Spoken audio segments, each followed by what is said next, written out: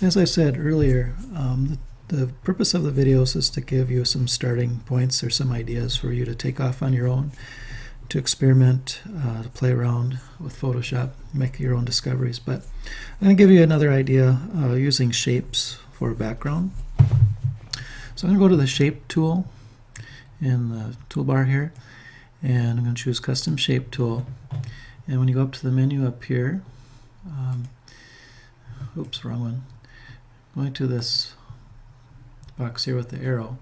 If you go to the gears, the gear here, you can choose a lot of different shapes. I've chosen one that looks like this.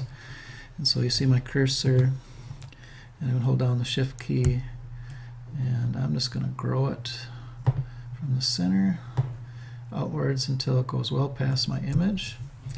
Notice that it takes a color on. In my options bar, it's set to white. I'm just going to change that to blue for now. I'm going to probably change that later.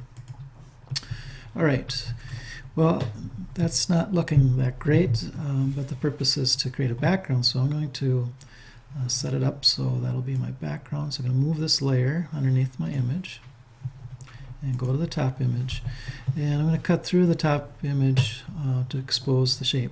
Now I could use a mask, I suppose, and turn my brush on, and I could do something like that, but I don't think I like that effect too much. So I'm going to undo that, and instead I'm going to use a selection tool. I use the quick selection tool just to take out the white. I'm going to press delete or backspace, and go over here. Now it's getting too much of the white here. I don't want that, so I'm going to press the Alt key and subtract from my selection, something like that, and press delete. Control D for deselect. And I'm going to add a color in the background. So I'm going to put a solid layer there. Well, what I could do instead of going Edit Fill, what I could do instead is go to this half moon and choose solid color and just pick a color out of here. I can try that. Yellow. This is a number of possibilities I could try. I'll stay with yellow. All right, I'm going to click OK. And then obviously I can always go back and change my color here. And I can go to my shape, turn the shape tool on, and I can change my color here as well. Something like that. Go back to blue, click outside of it. But something else that you can do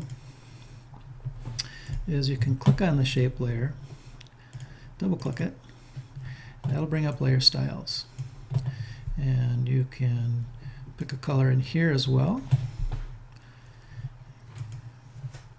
See, let me cancel that. Notice I had to double click on the word color overlay to get into colors. And I could change them back and so on there. And I could add a texture. I could add a contour. I could add a stroke. Now to adjust those, I have to double click on them to change, like for the size, for instance. I think I like that.